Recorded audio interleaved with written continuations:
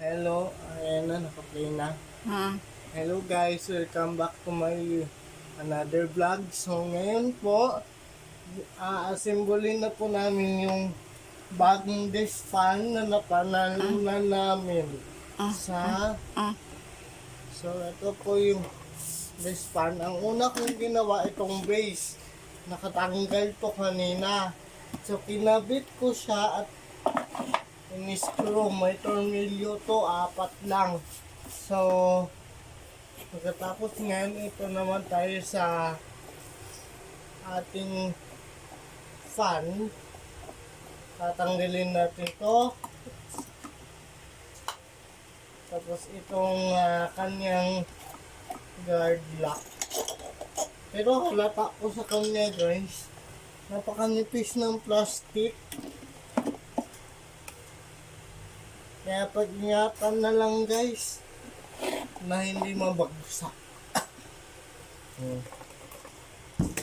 So, una natin ikabit yung teka, nasabit yung Kunin mo lang yan.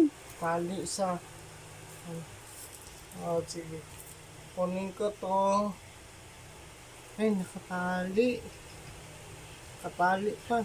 Wala. Hindi, nakatali. Ayan. So, tapos, yan. Ito. Una natin, kabit natin tong backguard. Kasi naharap sa camera ini. Nakatutok yan. So, yan guys.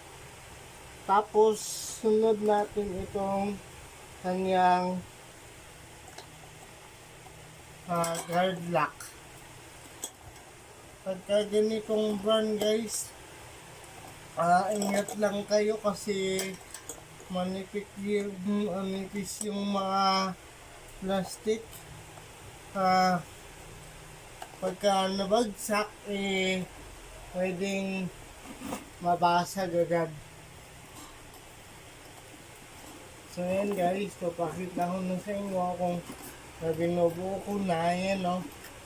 So, make sure na naka-align yung backboard sa 3 pins niya guys. Tapos ikabit nyo tong kanyang lock.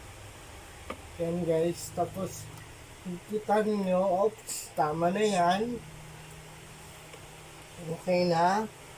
So, next, ikakabit natin yung LEC. So, sa pagkabit ng ating LEC guys ay make sure nakapantay siya dito sa flat side ng ating shafting. Ito po. Kasi once na nagkamali ka dyan, hindi papasok. Hindi lalabas yung thread. So, kailangan hanapin mo yung flat. Tapos itatapat mo sa butas ng ating blade. Ayan. So, tapat na siya na lumabas na yung thread. Next naman ay itong kanyang pan cap. Ang pahigpit naman nito ay counterclockwise.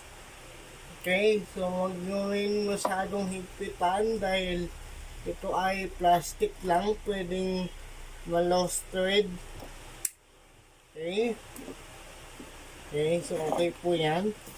Tapos ito guys, tatanggalin ko yung plastic nitong ano niya, logo.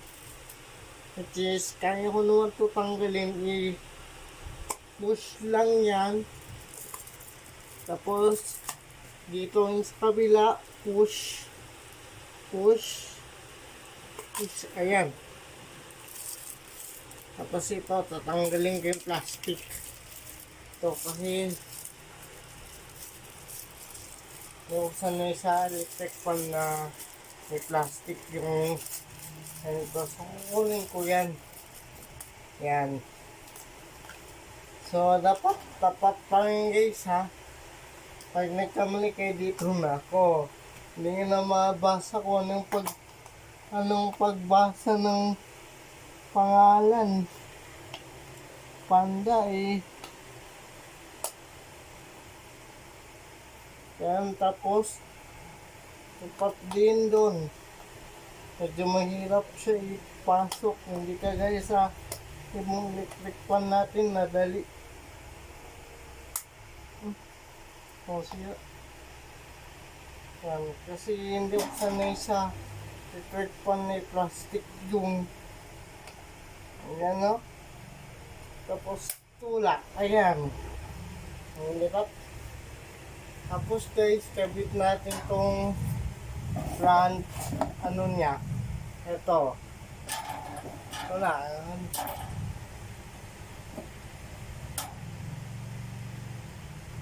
Tapos, yan. At ang tulak dito. Tulak din dito sa kabilang side. Tulak yan. Kabila rin.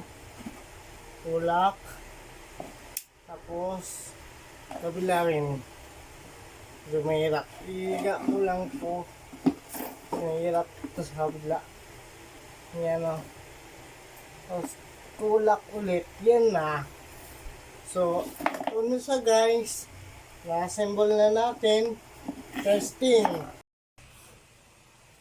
Ayan guys. So, ito na yung bagong fan na nabuo na. At, nakasaksak na rin. So, testingin natin. Number 1.